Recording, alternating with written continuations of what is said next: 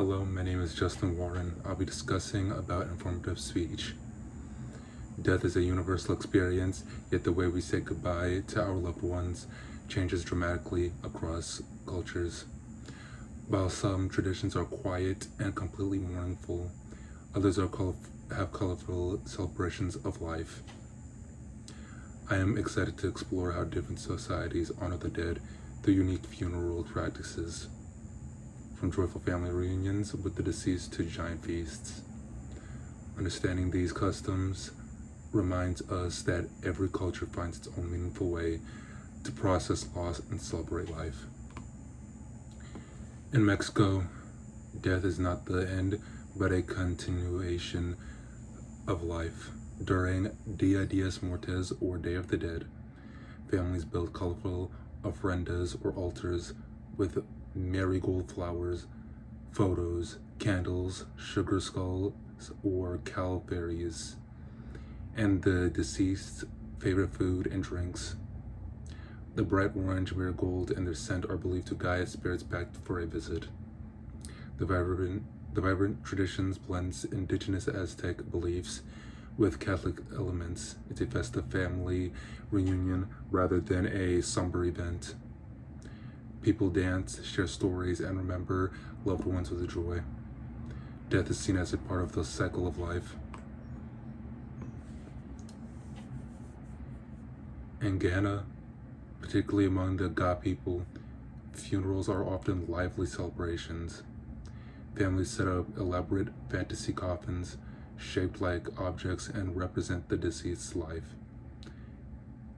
For example, a fish for a fisherman, a car for a driver, or even a giant cocoa pod.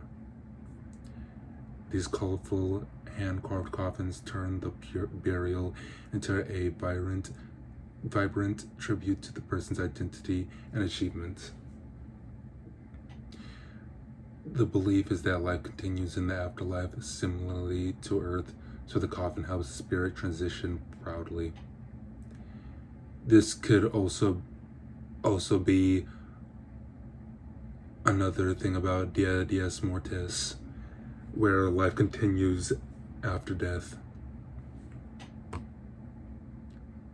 I would say they share many similarities. In Tibetan Buddhist tradition, one of the most striking practices is sky burials.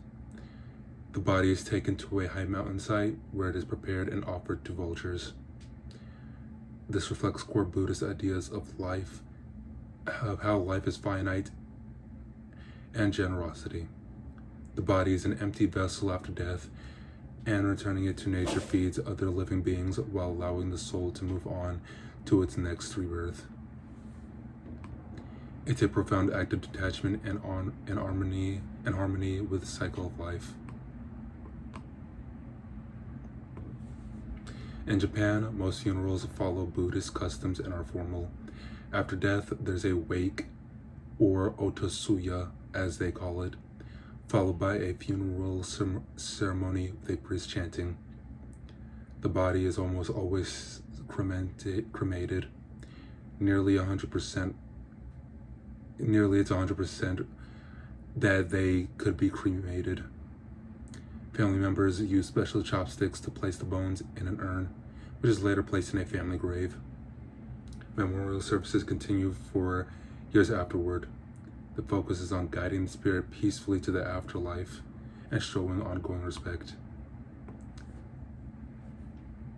From Mexico's joyful altars to Ghana's artistic coffins, Tibet's sky burials, and Japan's solemn rites, these traditions show us that there is no single right way to grieve.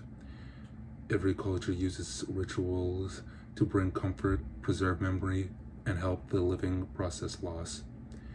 In our increasingly connected world, learning about these practices fosters empathy and reminds us of how shared humanity. Next time you think about death, remember, it's not just an ending, it's a reflection of how a culture chooses to celebrate a life well lived.